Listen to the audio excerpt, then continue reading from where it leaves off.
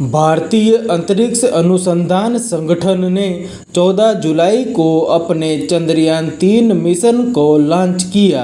अब चंद्रयान-3 अपने मिशन पर लगातार सफलतापूर्वक आगे बढ़ रहा है। इस बीच अंतरिक्ष एजेंसी ने जानकारी दी है कि मिशन अपने तय समय पर है और कक्षा बदलने की तीसरी प्रक्रिया बेंगलुरु से सफलतापूर्वक संपन्न हुई। चंद्रयान-3 मिशन चंद्रयान-2 का ही अगला चरण है, जो चंद्रमा की सतह पर उतरेगा और परीक्षण करेगा। इसमें एक प्रणोदन मॉड्यूल, एक लैंडर और एक रोवर है। चंद्रयान-3 का फोकस चंद्रमा की सतह पर सुरक्षित लैंड करने पर है। मिशन की सफलता के लिए नए उपकरण बनाए गए हैं, एल्गोरिदम को बेहतर किया गया है। जिन वजहों से चंद्रयान-2 मिशन चंद्रमा की सतह नहीं उतर पाया था, उन पर फोकस किया गया है। मिशन ने 14 जुलाई को दोपहर 2:35 पर श्रीहरिकोटा केंद्र से उड़ान भरी और अगर अब सब कुछ योजना के अनुसार होता है तो यह 23 या 24 अगस्त को चंद्रमा पर उतरेगा।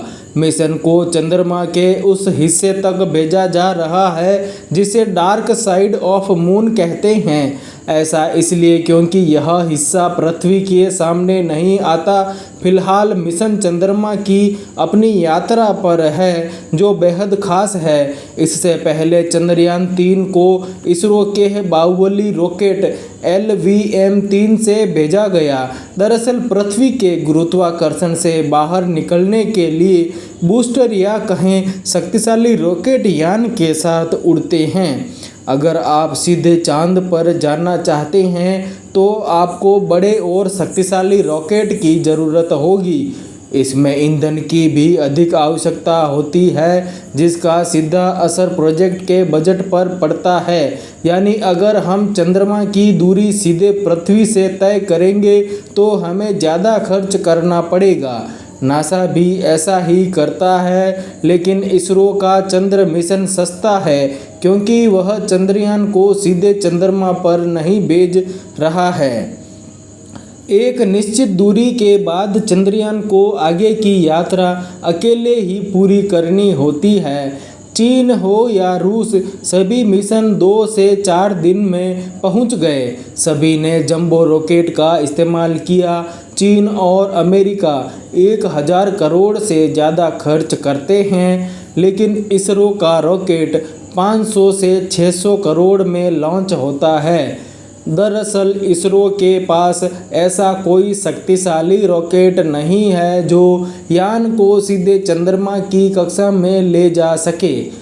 पृथ्वी से चंद्रमा तक की दूरी महज 4 दिन की ही है। चंद्रयान-3 करीब 40 दिन बाद चंद्रमा की सतह पर उतरेगा, जिसके पीछे कई बारीकियां हैं। दरअसल चंद्रयान में ईंधन की मात्रा सीमित है और अगर हम इसे सीधे चंद्रमा पर भेजेंगे तो सारा ईंधन खर्च हो जाएगा।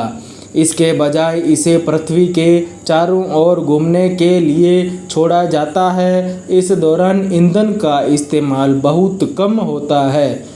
आगे की प्रक्रिया को समझें तो यान को पृथ्वी की गति और गुरुत्वाकर्षण की मदद से आगे फेंका जाता है, ठीक वैसे ही जैसे जब हम चलती बस से उतरते हैं तो आगे की दिशा में दौड़ते हैं।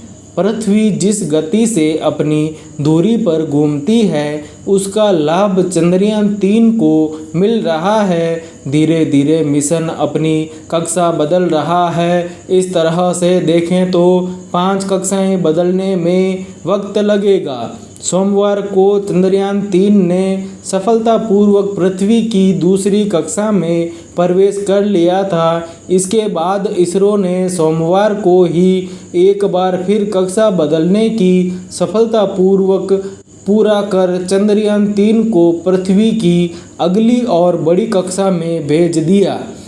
अब अगली फायरिंग 20 जुलाई को दोपहर 2 से 3 बजे के बीच करने की योजना है।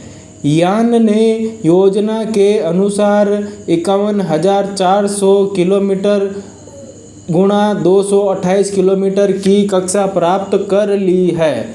इसरो के वैज्ञानिकों ने बताया है कि चंद्रयान-2 का ऑर्बिटर अभी भी अपना काम कर रहा है, इसलिए इस मिशन में उसी ऑर्बिटर की मदद ली जा रही है। चंद्रयान-3 से भेजे गए लैंडर और रोवर चंद्रमा पर उतरेंगे। सॉफ्ट लैंडिंग के बाद रोवर लैंडर से बाहर आकर यह जांच करेगा कि चंद्रमा की सतह मानव जीवन के लिए कितनी उपयुक्त है, क्या वहाँ का पानी पीने योग्य है, वहाँ कौन सी गैसें और खनिज हैं, आंधी तूफान या कंपन का चंद्रमा पर क्या प्रभाव पड़ता है।